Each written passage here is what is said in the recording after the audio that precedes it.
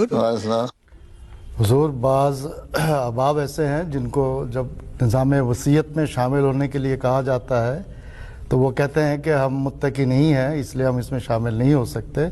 تو پیارے آقا، اس سلسلے میں ہماری لائحہ عمل کیا ہونا چاہیے؟ بات یہ ہے کہ اس بارے میں نے جو شروع میں جب وصیت کی طرف خاص طور پہ توجہ دلائی تھی، اس وقت بھی میں نے اس بارے میں یہی کہا تھا کہ جو لوگ یہ کہتے ہیں ہم تو متقی نہیں، ہم نیک نہیں، ہم وصیت کس طرح کریں، ہم تو وصیت کی شرائط پہ پورا نہیں اترتے، تو اس وقت میں نے یہی بتایا تھا اس وقت بھی، اور ہمیشہ یہ کہتا ہوں، کئی مجالس میں کہہ چکا ہوں. پہلے تو یہ بات ہے رسالہ الوصیت پڑھیں. جب ایک انسان رسالہ الوصیت پڑھتا ہے تو اس کو احساس ہوتا ہے کہ مجھے کس معیار کا احمدی ہونا چاہیے.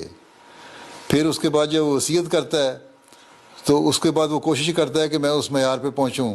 یہ کہہ دینا کہ میں اس معیار کا نہیں ہوں اس لیے وصیت نہیں کروں گا، تو پھر ساری عمر نہ وہ کوشش کرے گا، نہ وہ کبھی اچھا نیک اعلیٰ معیار حاصل کرنے کی کوشش کرے گا.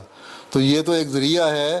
یہی حضرت مسیح علیہ السلام نے فرمایا ہے کہ تم لوگ وصیت بھی کرو گے تو تم لوگوں کی اس طرح توجہ پیدا ہوگی. اور وصیت کا حضرت مسیح علیہ السلام نے خلافت کے ساتھ ایک تعلق جوڑا ہے.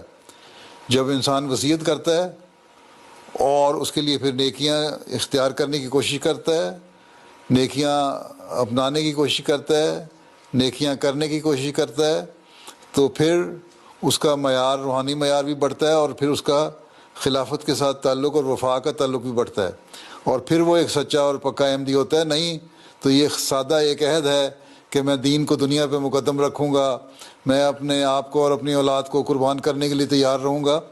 وہ اپنے مال کو، تھوڑا سا مال ہے اس کو قربان کرنے کے لیے تیار نہیں. جو حضرت مسیح علیہ السلام نے تقوی کا بڑھانے کا ذریعہ طریقہ بتایا ہے اس کو اپنانے کے لیے تیار نہیں، تو پھر یہ کس طرح وہ عہد کر سکتا ہے؟ کھڑا ہو کے انصار اللہ کا عہد دہرا دیتا ہے، میں یہ کر دوں گا، میں وہ کر دوں گا.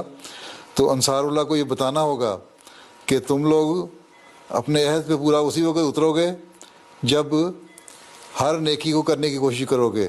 اور نیکیوں کو کرنے کے لیے ایک بہت بڑا ذریعہ حضرت مسیح علیہ السلام نے نظام وصیت کو جاری کر کے فرمایا ہے، جس میں روحانی معیار کو اونچا کرنا بھی ہے اور مالی قربانی بھی ہے، اور پھر اس کے ساتھ خلافت کے ساتھ وفا کا تعلق بھی ہے.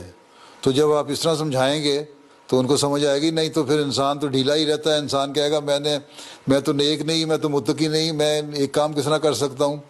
بھائی اسی کام کے کرنے کے لیے تو وصیت کا نظام جاری ہوا ہے کہ تم اس کو میں شامل ہو جاؤ، تو اللہ تعالیٰ تمہیں نیکی اور تقویٰ کی توفیق بھی عطا فرمائے گا. ٹھیک.